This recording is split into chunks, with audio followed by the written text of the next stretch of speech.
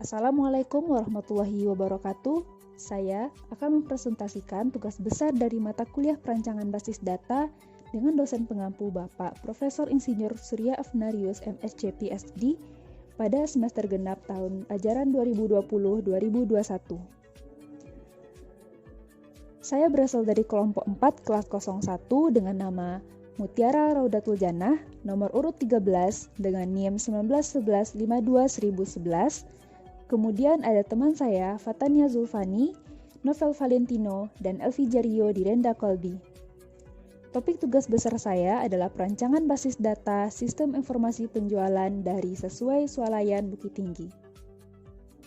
Saya mendapatkan laporan penjualan rekap sesuai swalayan sebagai topik laporan dari tugas besar saya. Oke, baik, langsung saja mulai kita pada laporan penjualan rekap yang saya dapatkan dari sesuai swalayan untuk tugas besar ini, di mana untuk laporan ini sendiri terdiri atas beberapa field. Di sini saya dapatkan dalam bentuk foto, jadi ini sedikit blur. Kemudian untuk langsung saja pada field yang pertama adalah nomor transaksi. Nomor transaksi di sini terdiri atas beberapa kode yang penomorannya ini diatur tersendiri dalam sistem tersebut. Karena sesuai swalayan ini juga sudah menggunakan sistem informasi penjual mini swalayan untuk mempermudah proses bisnis dari swalayan tersebut. Untuk aturan penomorannya itu sebagai berikut.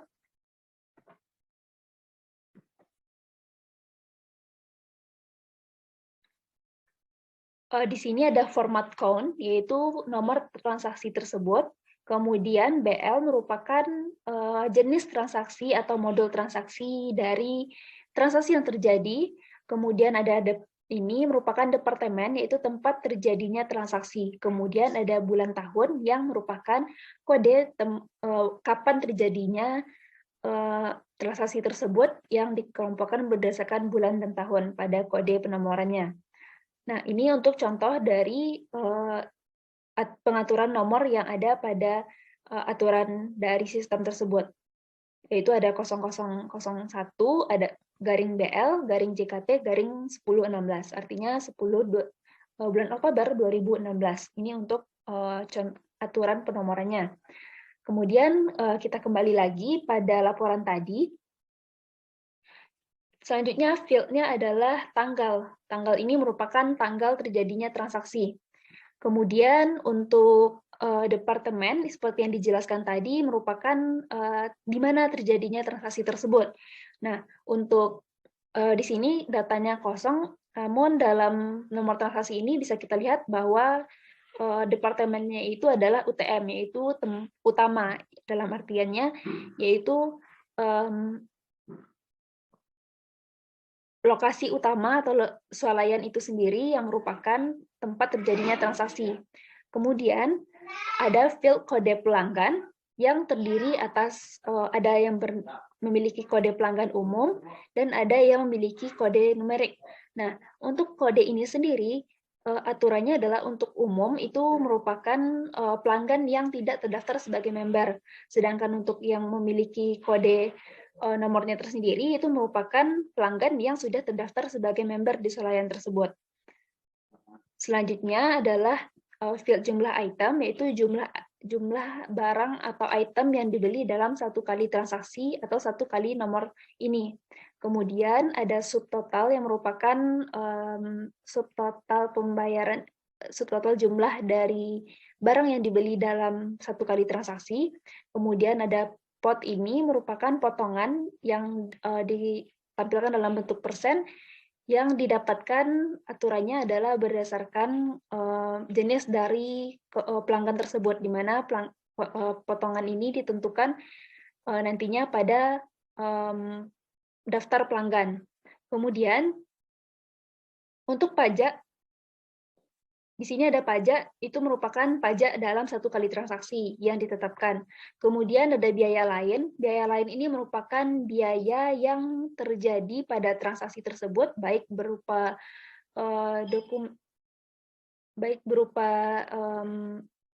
transportasi atau biaya operasional lainnya.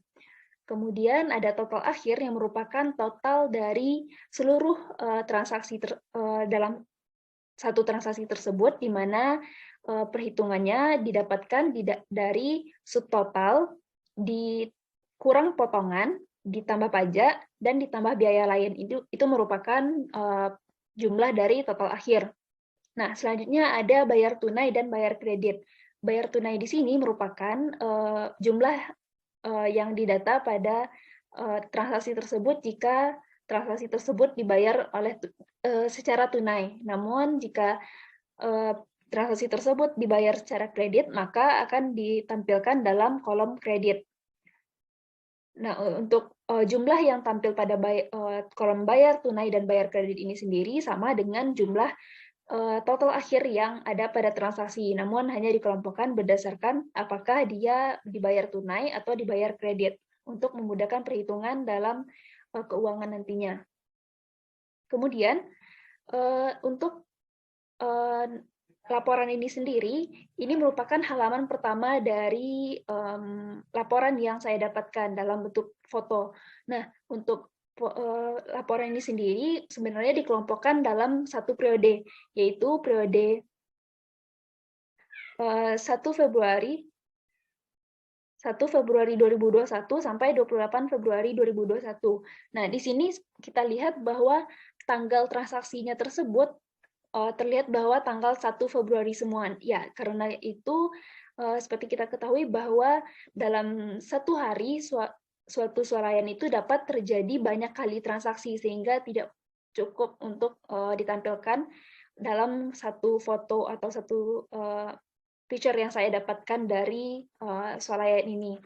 Nah, kemudian untuk memperlengkap dari laporan ini, maka saya mendapatkan template awal sebelum data ini terisi, yaitu seperti ini, di mana ini merupakan field yang tadi terlihat pada laporan yang saya dapatkan.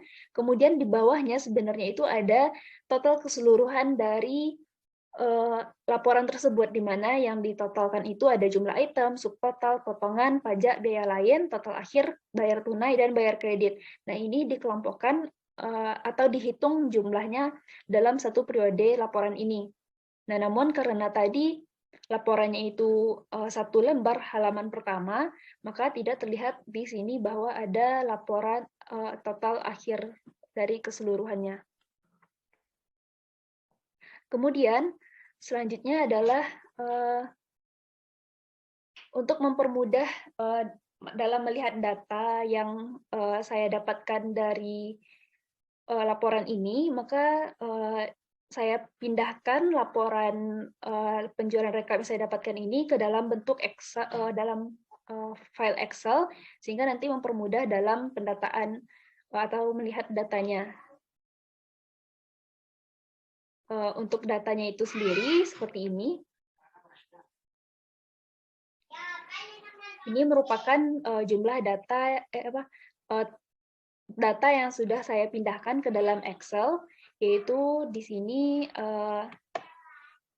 terlihat bahwa ini merupakan jumlah total keseluruhan yang saya dapatkan dari halaman pertama laporan yang saya dapatkan dari swalayan, di mana jumlah item ini merupakan penjumlahan dari seluruh jumlah item yang ada pada halaman pertama tersebut.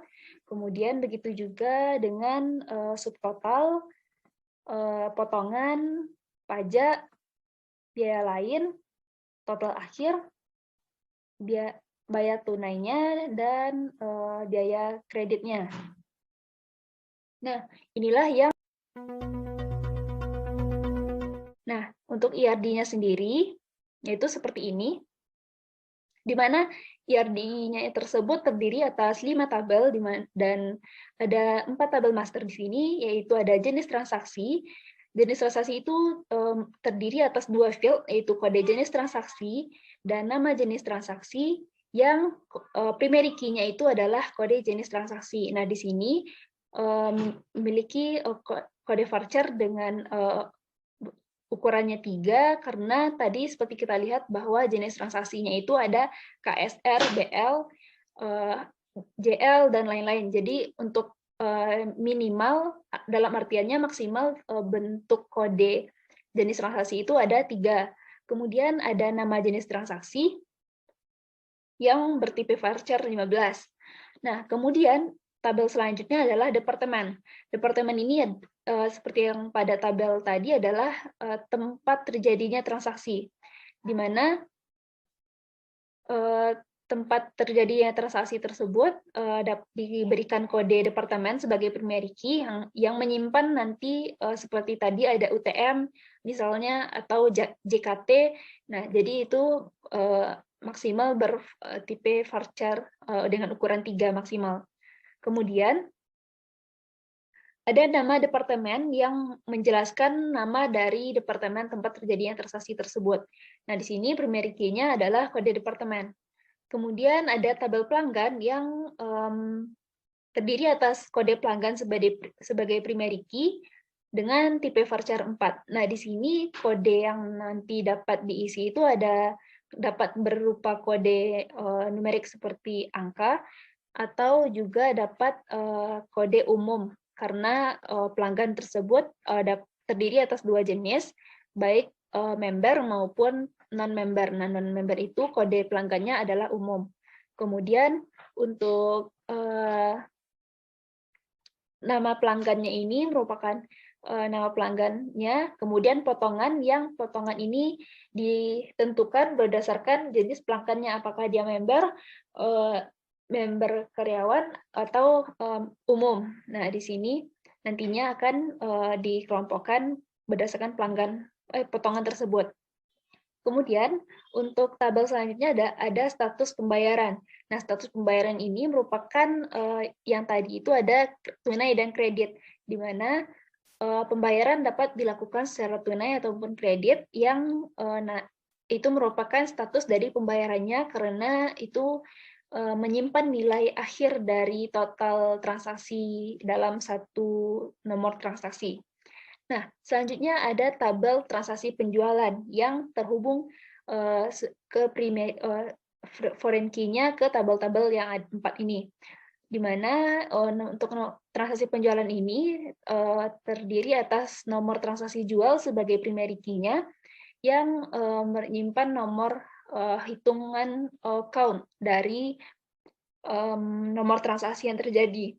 Kemudian kode jenis transaksi merupakan foreign key dari tabel jenis transaksi yang berrelasi dari jenis transaksi ke transaksi penjualan itu adalah one to many, karena dalam satu jenis transaksi itu dapat pasti banyak terjadi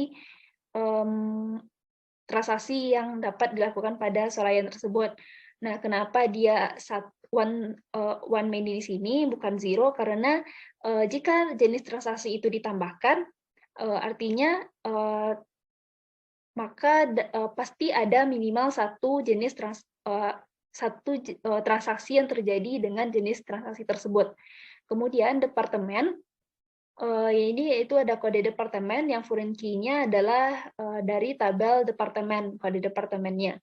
Nah, di sini untuk relasinya juga sama, yaitu one to many, karena satu departemen dapat terjadi banyak kali transaksi, di mana untuk satu jenis departemen atau satu nama departemen pasti terjadi minimal satu transaksi, karena kalau departemennya tidak ada, tidak mungkin, jika departemen itu ada, maka akan terjadi transaksi penjualan di sana. Namun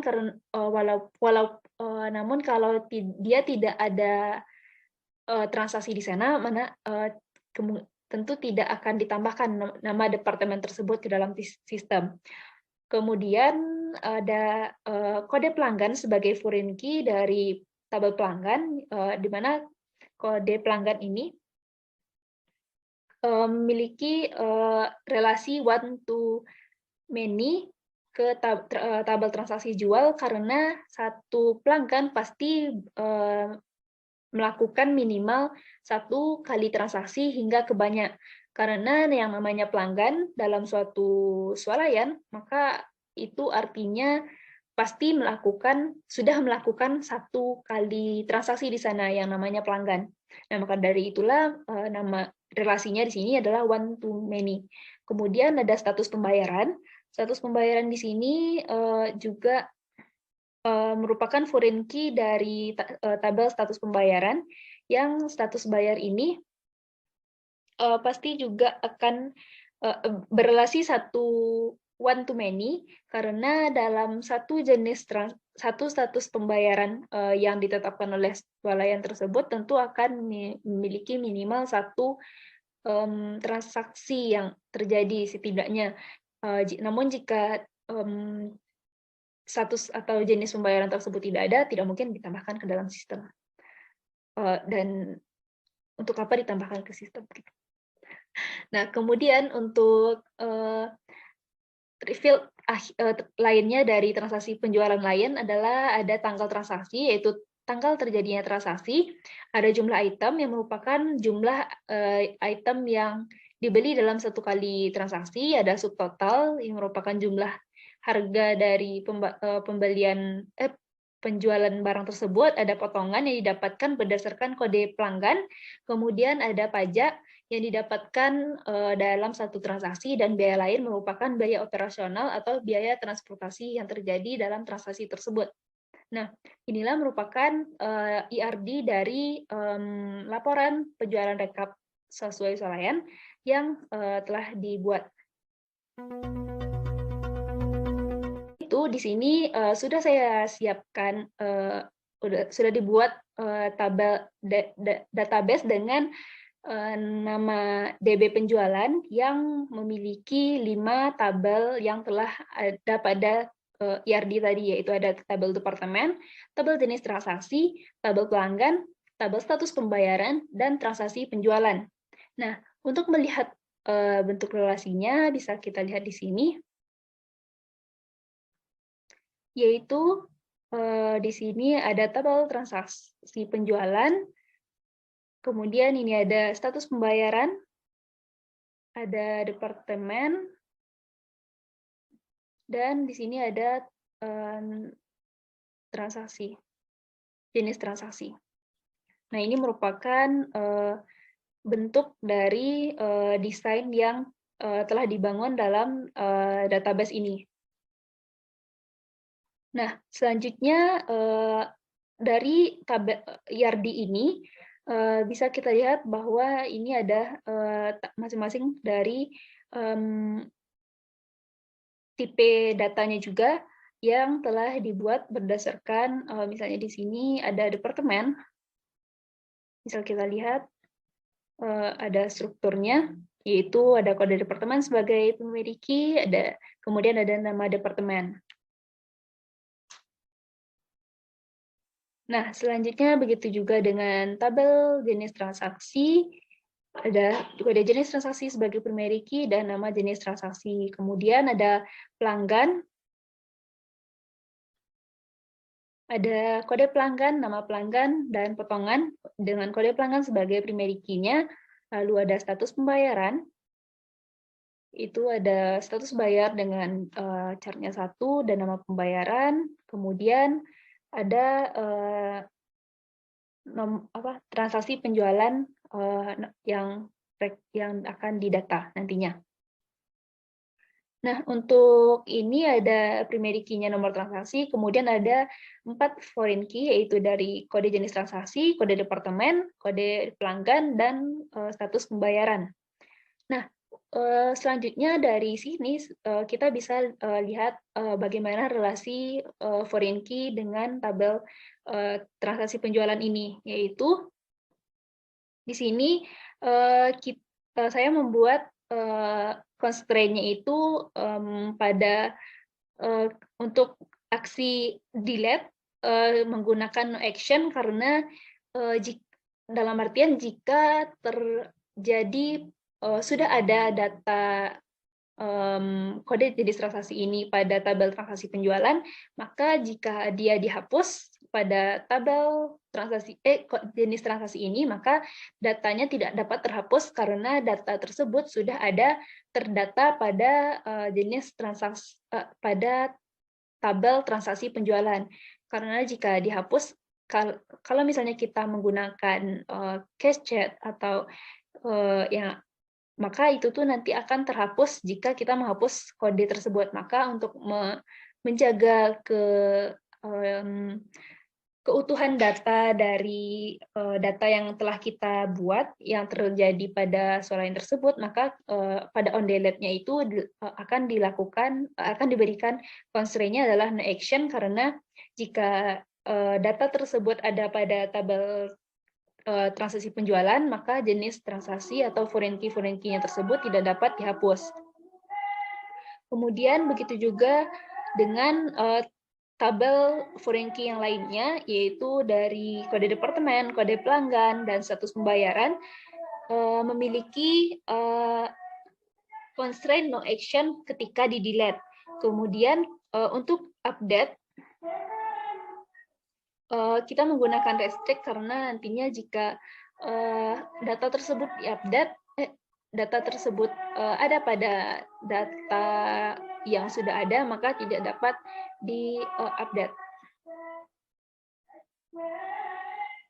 Nah, selanjutnya adalah begitu juga dengan tabel foreign key yang lainnya, yaitu ada kode departemen, kode pelanggan, dan status pembayaran. Kita menggunakan constraint yang sama pada foreign key tersebut. Mulai dari menambahkan data pelanggan. Nah, di sini ada data pelanggan yang telah berdasarkan dari laporan yang didapatkan. Nah, mari kita cobakan untuk menambahkan datanya. Misalnya kode pelanggannya adalah 0123. Kemudian nama pelanggannya Putra. Dengan potongan 0%. Nah, lalu kita submit. Nah, di sini terlihat bahwa pelanggan berhasil ditambahkan. Mari kita lihat di sini ada kode Putra.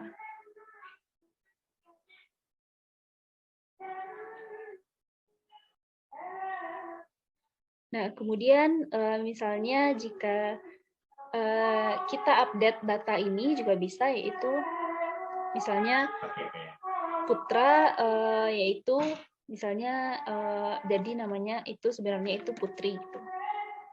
Maka kita submit. Nah, berhasil menyimpan data. Nah, di sini ada nama Putri. Yang tadi kode pelanggannya adalah 0123. Nah, kemudian untuk data ini sendiri, jika kita sudah ada datanya yang ada pada sistem, yaitu misalnya kita menambahkan berapa yang ada? Ada 0388 ya. Jadi 0388, nama pelanggannya misalnya Ari, dengan potongan 0,02%. Ini dalam ATM persen. Nah, kode pelanggan sudah terdaftar dalam database. Karena tadi kita menambahkan 0388, sedangkan datanya sudah ada. Namun, jika misalnya kita menambahkan data 2345, dengan kode nama pelanggannya adalah Ari tadi, dengan potongan 0, yaitu... Nah, di sini kita lihat bahwa pelanggan berhasil ditambahkan.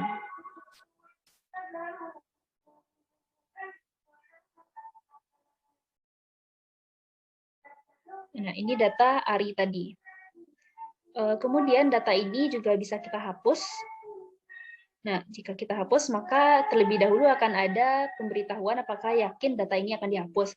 Nah, jika kita cancel, maka tidak jadi terhapus. Jika kita hapus, maka data berhasil dihapus.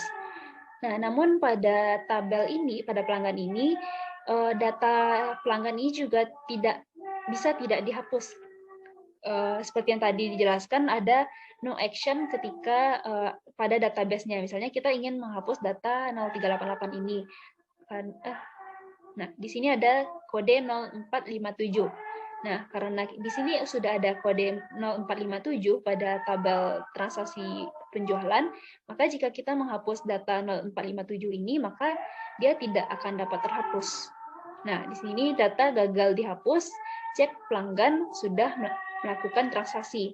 Nah, seperti kita lihat tadi bahwa di sini data 0457 itu sudah melakukan transaksi, sehingga tidak dapat dihapus untuk pelanggan tersebut, karena tentu akan nantinya akan merusak keutuhan data yang ada pada tabel transaksi penjualan. Nah, selanjutnya adalah untuk ini merupakan tabel dari untuk tabel pelanggan. Bagaimana untuk codingannya itu sendiri, kita menggunakan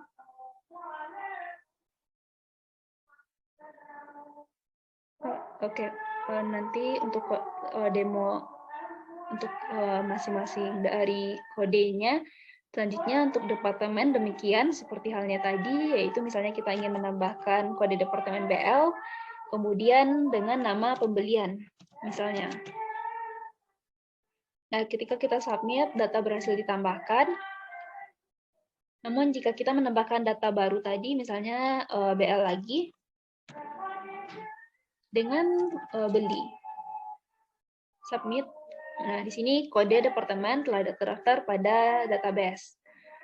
Selain kode departemen, kita juga tidak dapat menambahkan nama departemen yang sama. Misalnya, jika di sini kita sudah memiliki nama departemen gudang. Namun jika kita menambahkan misalnya tadi GDG dengan nama departemennya itu adalah gudang, tadi cuma GD ya, sekarang GDG, kita submit bahwa nama departemen sudah terdaftar di database. Nah, kenapa itu tidak bisa? Karena tidak mungkin dalam satu departemen itu memiliki kode departemen yang ada dua kode departemen dalam satu nama departemen itu. Nah, maka dari itu sistem ini mengharuskan nama departemen yang ada pada sistem ini harus berbeda, karena satu departemen hanya harus memiliki satu kode departemen. Kemudian data ini juga bisa kita update, misalnya pembelian ini. Untuk update data, kita tidak bisa mengupdate kode departemen karena itu merupakan foreign key yang nantinya kita panggil pada waktu memanggil datanya, sehingga kita tidak bisa memanggil mengedit kode departemen ini. Tentu nantinya jika kita dapat edit, maka akan mempengaruhi ketika penyimpanan data formulir ini gitu. Jadi tidak dapat diedit. Kemudian nama departemennya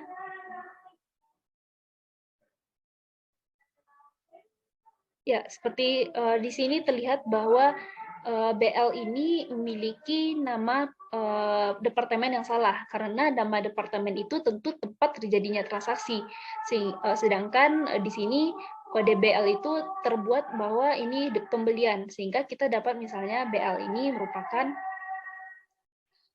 kode lainnya gitu. Misalnya BL ini mengartikan bahwa departemen yang ada pada cabang Bengkulu. Nah, kita submit. Nah, di sini terlihat bahwa data berhasil menyimpan perubahan, yaitu BL ini mengartikan bahwa cabang Bengkulu. Nah, kemudian untuk data ini bisa kita hapus. Data berhasil dihapus. Namun untuk data ini, karena data transaksinya, jenis transaksinya yang ada di sini adalah melalui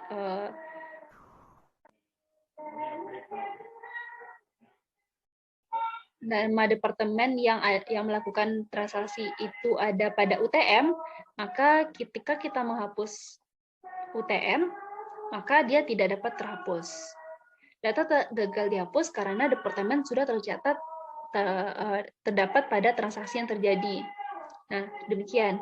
Sehingga dapat menjaga keutuhan dari data yang telah diinputkan pada sistem. Demikian halnya dengan jenis transaksi, yaitu kita menambahkan misalnya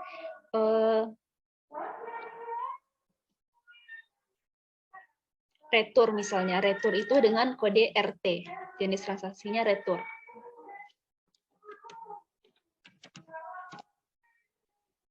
Nah, ketika kita submit, jenis transaksi berhasil ditambahkan. Di sini ada retur. Ketika kita update juga misalnya retur barang misalnya. Maka data dapat terupdate. Nah, ini sama juga jenis transaksi tidak dapat diupdate, kodenya tidak dapat diupdate karena merupakan primary key dari data yang kita miliki, sehingga itu merupakan ID yang kita panggil gitu, jadi tidak bisa diganti. Dan didisablekan tadi itu agar meminimalisir user untuk tidak melakukan edit data di sana, sehingga kita berikan pada sistemnya itu adalah tidak bisa diubah, yaitu disable atau read only. Nah, jadi itu untuk jenis transaksi, sama halnya seperti tadi untuk jenis transaksi ketika kita delete. Di sini kita memiliki jenis transaksinya KSR, yaitu di kasir, sehingga ketika kita hapus kasir, maka data tidak akan terhapus karena jenis transaksi sudah tercatat pada transaksi penjualan. Kemudian untuk retur barang ini ya, karena belum ada, baru kita tambahkan tadi, maka ketika kita delete, maka data akan terhapus. Sama halnya dengan yang lain untuk jenis transaksi ini, jika kode jenisnya sudah ada, misalnya ini ada KSR, misalnya namanya transaksi kasir. Nah, di sini kita lihat kode jenis transaksi telah terdaftar pada database sehingga tidak dapat ditambahkan. Begitu halnya dengan namanya juga tidak bisa karena tentu jenis transaksi itu hanya satu yang ada. Misalnya ada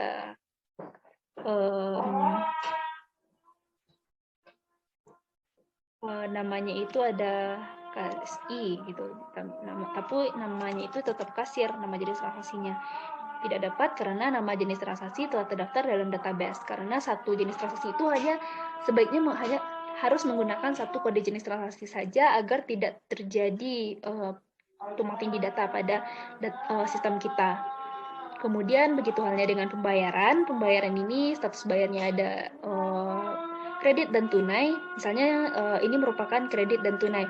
Nah, kredit itu kan juga banyak macamnya. Nah, bisa jadi nanti akan ada penambahan data jenis status pembayaran yang baru. Misalnya untuk kredit ini bisa saja kreditnya itu kredit 0% gitu kan. Jadi untuk yang melakukan transaksi pembayaran yang misalnya cicil, kita juga bisa menambahkan. Misalnya cicil itu dengan kode C, dengan namanya itu cicil. Status pembayaran berhasil ditambahkan. Nah, di sini kita lihat bahwa cicil juga dapat diubah datanya, itu namanya misalnya angsuran. Nah, data berhasil diubah angsur, yaitu diangsur. Nah, ya tadi karena karena ini jadi angsur karena kita menetapkan itu kodenya cuma 6 maksimal untuk nama pembayarannya. Ya, seperti kita lihat bahwa bisa ada angsur, kredit, tunai, dan itu maksimal kira-kira jenis nama pembayaran yang ada. Sehingga memberikan space, menghemat memori. Kemudian jika data ini kita hapus juga bisa, yaitu misalnya kita menghapus data yang sudah ada di sini, yaitu terlihat ya kalau di sini pembayarannya tunai karena kredit itu nol semua, jadi di sini tunai. Nah, karena tunai maka jika tunai ini dihapus, maka data gagal dihapus karena jadi pembayaran sudah tercatat terdapat transaksi terjadi. Nah, namun jika angsuran ini yang kita delete, maka data berhasil dihapus. Kemudian lanjut kita pada demo penjualan, yaitu merupakan tabel utama dari penting untuk menghasilkan laporan penjualan rekap ini, yaitu untuk data rekapnya ini, misalnya kita tambahkan di sini. Di sini nomor transaksinya itu otomatis sudah dihitung karena merupakan auto increment yang ditetapkan pada sistem. Untuk penjualan ini kita lihat bahwa data terakhirnya adalah 63506. Nah, karena itu ketika kita menambahkan data baru maka 63507. Dengan jenis transaksinya itu misalnya kita menambahkan kasir, select departemen utama dengan tanggalnya itu misalnya tanggal 1 April. Kemudian kode pelanggannya misalnya umum, maka dia otomatis ditambahkan umum. Namun jika misalnya kita menambahkan di sini ya, misalnya kita update ini dengan 0,2% misalnya. Tetap berhasil disimpan dengan 2% ya, potongannya itu 2%. Kemudian jika kita menambahkan data di sini, tadi nomornya itu ada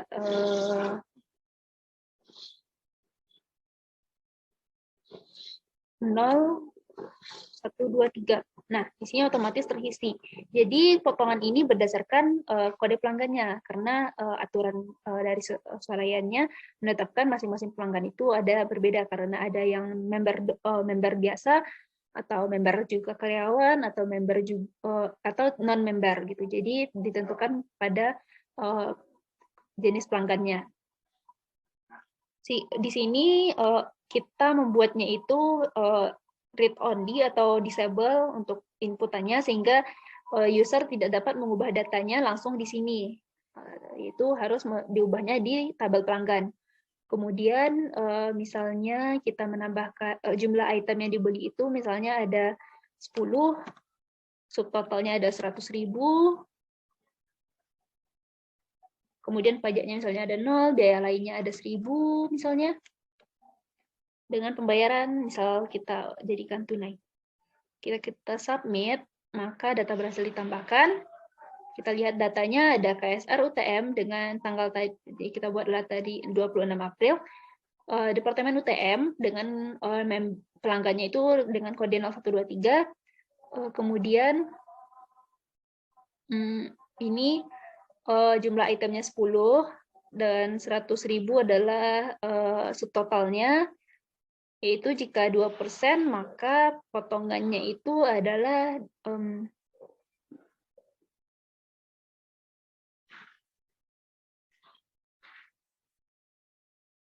2.000 ya. 2% dari 100.000 adalah 2.000. Kemudian 100.000 dikurang 2.000 adalah 98.000. Kemudian pajaknya itu 0 dan biaya lain itu tadi kita tetapkan misalnya 1.000. Nah, jadi 100.000 dikurang 2.000 ditambah 1.000 jadi 99.000. Nah, ini juga bisa kita lihat bahwa jika ini 99.000 merupakan jumlah total akhirnya yang telah ditetapkan. Di sini ada 1.000 ini jumlah biaya lain karena biaya lainnya di atasnya itu 0 semua pada laporan yang didapatkan. Jadi ketika misalnya kita juga bisa update datanya, misalnya kita jadikan ke kredit dengan datanya itu 0, biaya lainnya. Maka misalnya gini, data disimpan, terlihat bahwa 98.000 ya, karena di sini memiliki potongan 2% dari 100.000. Nah, di sini kita lihat bahwa terhitung 98.000, di sini ada bayar tunainya di segini, dan 90 total akhir ini merupakan jumlah dari ini pembayaran tunai ditambah pembayaran kredit, yaitu 92.500. Nah, biaya lainnya tadi kita jadikan 0 ya, untuk melihat ini, jadi bisa gitu. Nah, selain itu untuk data ini kan dia di sini ada terlihat ya 25 transaksi yang terjadi, kemudian ini untuk melihat datanya ini juga dapat dihapus. Jadi nanti ketika data ini dihapus, data yang terakhir ini dihapus, maka jumlah yang total keseluruhan ini juga akan berkurang. Mari kita delete. Nah, terlihat bahwa 92.024 transaksi berdasarkan data pertama tadi. Dari penjualan, selanjutnya kita dapat mencetak laporan dari rekap penjualan ini, yaitu misalnya di sini kita lihat ya, dari 1 Februari sampai di sini 1 Februari juga, tapi karena kita tadi mendapatkan datanya itu 1 Februari sampai 28 Februari pada laporan yang kita dapatkan, ya di sini ya 1 Februari sampai 28 Februari. Nah, di sini maka kita kembali mengembalikan lagi laporan yang telah kita buat ini. Yaitu laporan yang dihasilkan adalah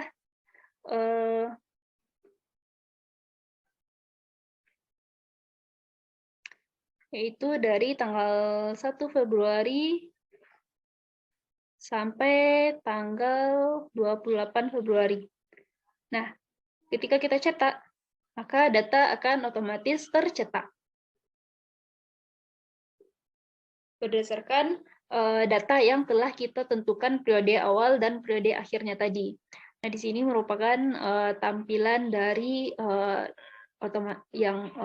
sistem yang otomatis tercetaknya. Nah, di sini dapat kita lihat bahwa ini berdasarkan datanya. Nah, kita dapat langsung kita print atau juga dapat kita save dalam bentuk PDF ke sistem ke komputer kita.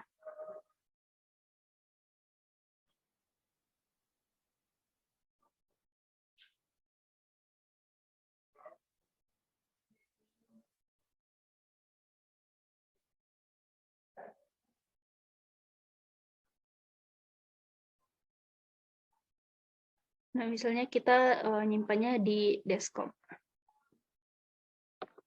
Oke, ini merupakan tampilan dari cetak laporan. Ini terlihat bahwa cetakannya itu periode 1 Februari sampai 28 Februari. Kemudian untuk laporan yang dicetak ini bisa kita lihat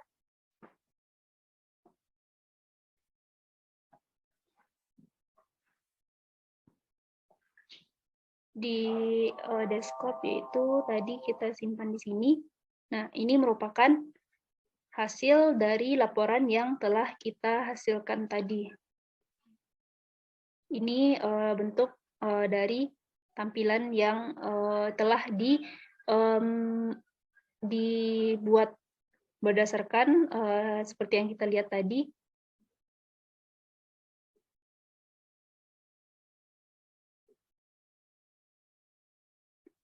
Ya, ini merupakan tampilan dari laporan penjualan rekap periode 1 Februari sampai 28 Februari. Kemudian selanjutnya adalah untuk laporan ini kita lihat sesuai dengan laporan yang kita dapatkan di awal, yaitu ini. Data yang kita dapatkan di awal, yang kemudian untuk jumlah total keseluruhan dari halaman pertama laporan ini kita dapatkan dari perhitungan yang dilakukan melalui Microsoft Excel ini.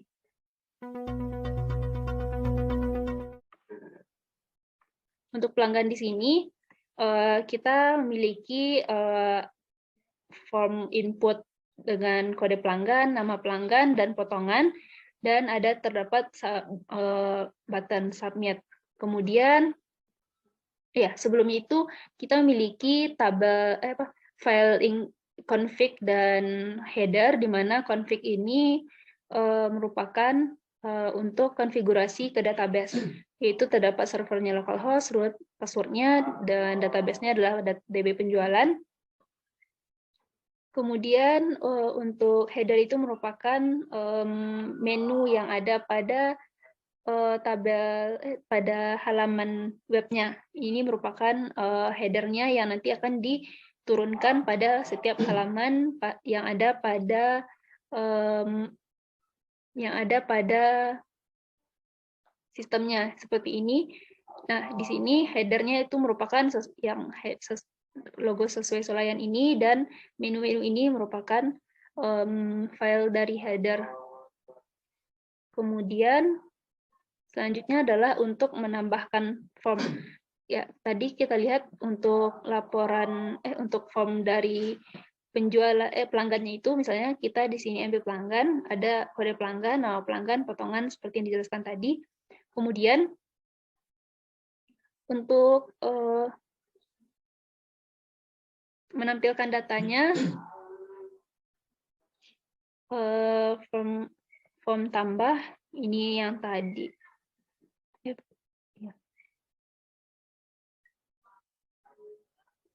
Form tambah pelanggan.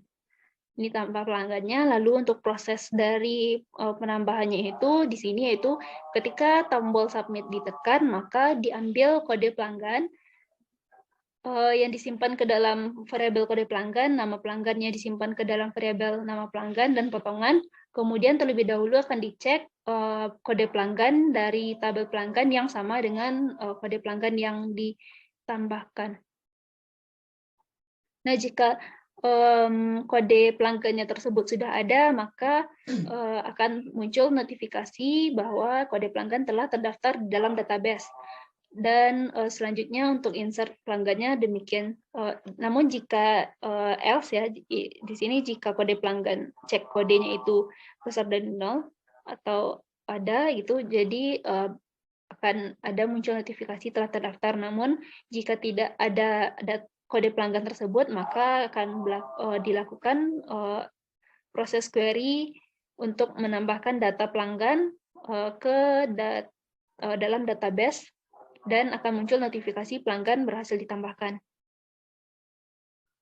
Demikian untuk juga untuk form edit-nya untuk pelanggan, di mana terlebih dahulu akan diambil untuk masing-masing kode pelanggan yang ditekan itunya. Jika kode pelanggannya tidak kosong, maka akan diambil kode pelanggannya, lalu kemudian ini untuk mengambil datanya ya, kemudian ditampilkan pada form yang ada di sini menggunakan echo data C kode pelanggan.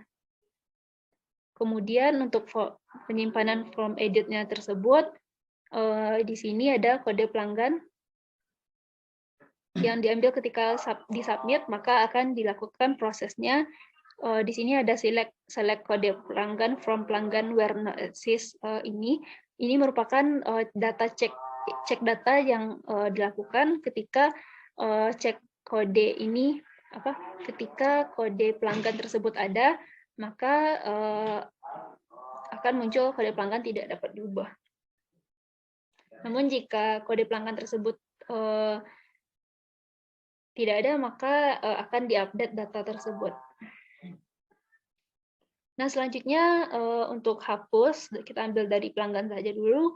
Untuk hapusnya juga demikian, ketika tombol hapus ditekan, maka diambil kode pelanggannya dan di delete data pelanggan yang berdasarkan kode pelanggan yang dipilih. Kemudian jika berhasil, maka data berhasil dihapus. Namun jika tidak ini, maka data tidak berhasil dihapus. Nah, ini kondisinya terjadi ketika data pelanggan tersebut ada, karena ini merupakan foreign key, di tabel transaksi penjualan, maka ketika data tersebut sudah ada di tabel transaksi penjualan, maka data tersebut tidak dapat dihapus. Nah, di sini maka ada notifikasi ini muncul karena query ini tidak dapat dijalankan. Kemudian untuk menampilkan data pelanggannya seperti ini, yaitu ada ini merupakan untuk proses delete-nya, yaitu ya tadi. Kemudian ini tabel untuk menampilkan header dari tabelnya, dan ini menampilkan datanya, yaitu akan ditampilkan menggunakan while jika data C MySQL array ini dari tabel dari SQL query itu berada, maka akan ditampilkan datanya. Nah, di sini untuk menghapus tadi itu akan terlebih dahulu dilakukan apakah ya data akan dihapus gitu. Jadi ketika ini berguna untuk ketika hapus itu data itu dapat dikonfirmasi terlebih dahulu. Nah, untuk yang lainnya itu sama saja untuk penambahan form tambah dari jenis transaksi, departemen itu sama saja, dan pembayaran sama saja. Dan perbedaannya itu ada pada form tambah untuk yang penjualan, karena di sini kita menggunakan penjualannya itu nomor transaksinya auto increment, namun karena kita mendapatkan nomor transaksi yang ada pada laporan itu tadi sudah 6 ribuan. Nah, karena sudah 6 ribuan itu, maka di database yang kalau misalnya auto increment otomatis dari database itu dia mulai dari 1, sedangkan kita membutuhkan dari 6 ribuan gitu. Jadi untuk memulai itu maka kita menetapkan terlebih dahulu data yang ada pada database tersebut pada database MySQL-nya, kemudian data untuk di form-nya akan ditambahkan diambil data maksimal dari nomor transaksi penjualan sebagai nomor terbesarnya, kemudian dari nomor transaksi itu akan dilakukan nomor transaksinya, yaitu jika ini kecil dari 100 maka akan diberikan kode 00 di depannya 3 gitu. Kemudian jika maka akan nomor transaksi itu akan ditambahkan auto increment sendiri dari kode ini. Kemudian juga akan dilakukan juga menggunakan proses kode proses Ajax yang di sini proses Ajax ini membantu kita dalam membuat codingan yang potongannya itu otomatis terisi ketika kode pelanggannya sudah diinputkan. Nah, di sini kita menggunakan kode pelanggan function autofill yang otomatis terisi ketika kode pelanggannya terisi, maka untuk potongannya akan otomatis terisi pada inputannya. Ya, karena di sini kita memanggilnya di bagian kode pelanggan, kita menggunakan nkup autofill ya di sini. Kemudian untuk menampilkan form-form tadi ya, di sini kan kita menggunakan formnya itu untuk penjualan tambah baru. Nah, di sini kan kita menggunakan combo box. Nah, jadi untuk mengisi data ini berdasarkan data-data yang telah kita tambahkan di tabel utama atau tabel masternya, maka kita dapat menggunakan ini, yaitu query-nya dipilih semua nilai pada jenis transaksi yang ditampilkan untuk option-nya itu berdasarkan data kode jenis transaksi yang sebagai value-nya, dan yang ditampilkan sebagai pilihannya adalah nama jenis transaksinya. Begitu juga halnya dengan kode departemen dan status pembayaran. Nah, itu untuk form tambah dari penjualan, karena tadi ya itu berbeda untuk bagian karena kita menggunakan foreign key dari tabel master dan juga menggunakan auto increment pada nomor transaksinya, juga autofill otomatis untuk data potongannya, inputan potongannya. Begitu saja untuk proses codingannya. Kemudian untuk itu yang untuk mencetaknya, kita akan itu menggunakan this data ya. Di sini untuk mencetak datanya tersebut, kita menggunakan periode terlebih dahulu, di mana periodenya itu ada periode awal dan periode akhir yang ditetapkan sebagai date 1, date 2, dan nanti action-nya itu adalah kecetak, yang akan dicetak. Itu periode ini yang akan dicetak oleh form-nya. Untuk datanya itu sendiri, data yang dicetak tersebut nanti pada ini merupakan untuk menampilkan formnya, yaitu ada number format ya, karena kita tadi menggunakan misalnya untuk tanggal, misalnya nomor transaksi yang menampilkan itu tadi kita menggunakan ini. Seperti format yang telah ada pada itu tadi, yaitu ada terlebih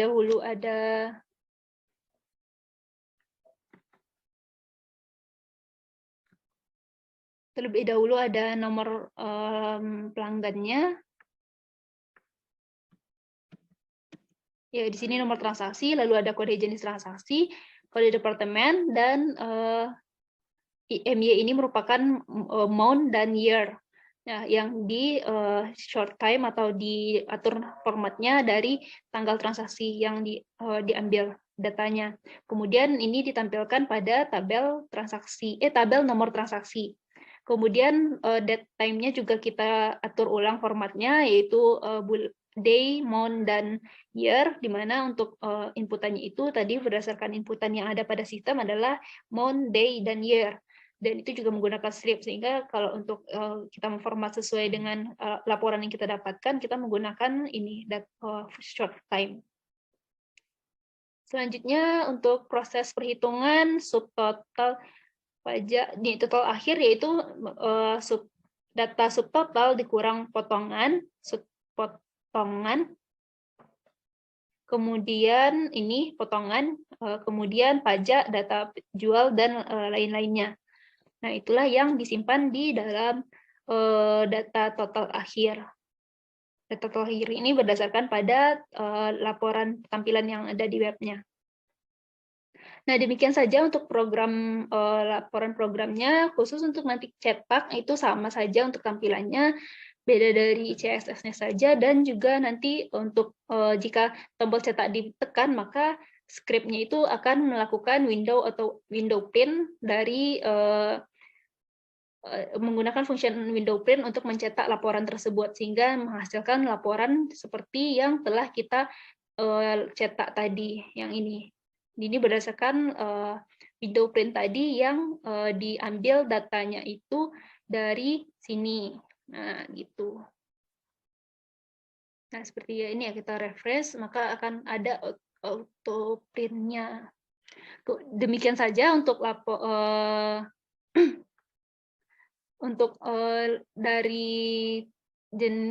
dari laporan presentasi tugas besar saya. Terlebih terkurang, mohon maaf. Terima kasih untuk perhatiannya, dan assalamualaikum warahmatullahi wabarakatuh.